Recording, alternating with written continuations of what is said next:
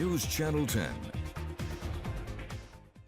Ruben on the road heads to Oldham County, where he makes a museum at Cal Farley's Boys Ranch and learns how they're keeping the early history of the Panhandle alive.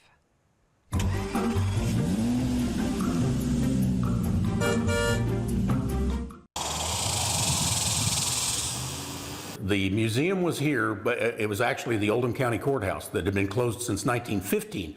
But when this became the beginning of Cal Farley's Boys Ranch in 1939, this is where the kids and staff lived. Now they lived here, kids lived here all the way to 1961. Between 61 and 65, they decided that they were going to turn this into a museum.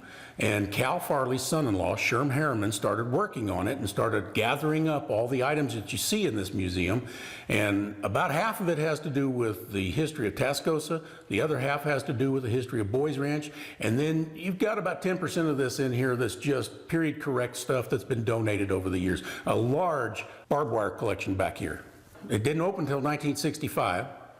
I doubt there was a whole lot of fanfare about it, but Boys Ranch has thousands of visitors every year, and almost all of them go through this museum on a tour. And they're kind of blown away that this was where Boys Ranch started, that this was actually the first courthouse in Oldham County, built in 1884. And that the Bivens had converted it over to a Western headquarters back in the 1920s, and then he donated it and the town of Tascosa, the ghost town of Tascosa, to Cal Farley to start Boys Ranch.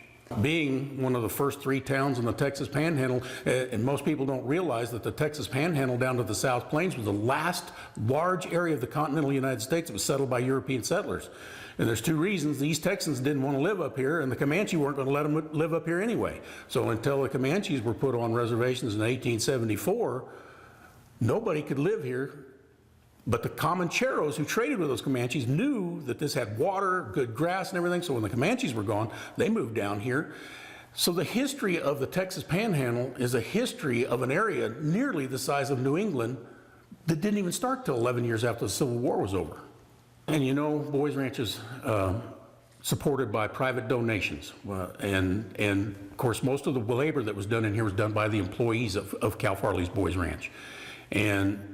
But there were people who donated a lot of the items in here. In fact, most of the items in here were donated. So it's just unique in the fact that it is on a child care facility. It is in an old ghost town, and it highlights both of those in its history.